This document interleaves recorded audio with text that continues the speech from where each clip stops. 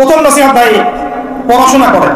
যে কটা সাবজেক্ট বললাম, কোরআন, হাদিস, ইতিহাস, ফিকহ, এগুলোর সাথে জড়িয়ে নেবেন। আপনি জেনারেল লাইনে যেগুলো পড়ছেন সেগুলো অবশ্যই পড়বেন।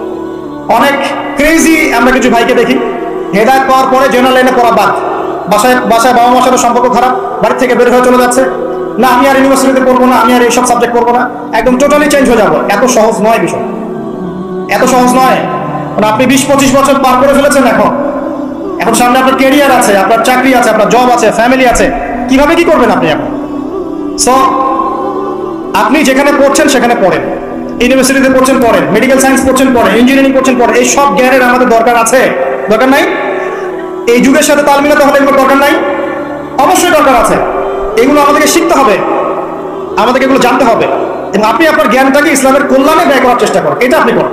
এতটুকু আমার পরামর্শ। কিন্তু ট্র্যাক চেঞ্জ করার দরকার নেই, আপনার সবাই সেটা পারবে না। অতএব ওই জায়গা থেকেই আপনি সাবজেক্টগুলো কভার করেন। আকীদা পড়েন, কোরআন পড়েন, হাদিস পড়েন, ফিকহ, ইসলামের ইতিহাস। আরেকটা সাবজেক্ট বলছি, রাসূল সাল্লাল্লাহু আলাইহি ওয়াসাল্লামের জীবনী একদম মুখস্থ থাকতে হবে। বলেন নবীর জন্য জীবন দিতে চান কতজন? হাত তুলে দেন। মাশাআল্লাহ, সবাই। এবার বলেন আমাকে, নবী সাল্লাল্লাহু আলাইহি ওয়াসাল্লামের তৃতীয় স্ত্রীর নাম কি ছিল?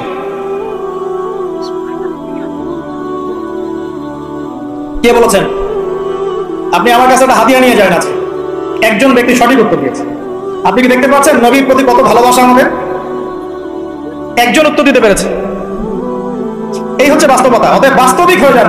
নবী সাল্লাল্লাহু আলাইহি ওয়াসাল্লামের জীবনী মুখস্থ করবেন আগামী রমাদান আসার আগেই। হাত তোলেন, কথা দেন, পারবেন ইনশাআল্লাহ? দুটো ওয়াদা করেছেন, কোরআন পড়া শিখবেন আগামী রমাদান আসার আগেই, রাসূলের জীবনী পড়া শিখবেন, শুধু না মুখস্থ করবেন। পারবেন ইনশাআল্লাহ?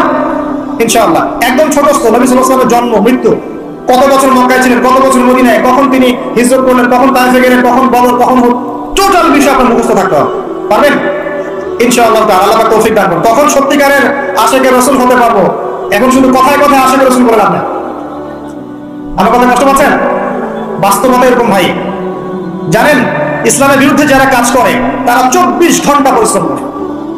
আপনি জানেন যারা ইসলামের এগেইনস্টে কাজ করে, বিরুদ্ধাচারণ করে, ইসলাম মুসলিমদেরকে ডমিনেট করতে চায়, এরা 24 ঘন্টা কাজ করে, 1 সেকেন্ড রেস্ট নেয় না। বোঝানো কাজ, মেহনতের কাজ, জবাবদিহিতামূলক কাজ, কোন দুর্নীতিহীন কাজ। ওদের উদ্দেশ্য হচ্ছে ইসলামকে দুনিয়া থেকে মিটিয়ে ফেলে দেবে।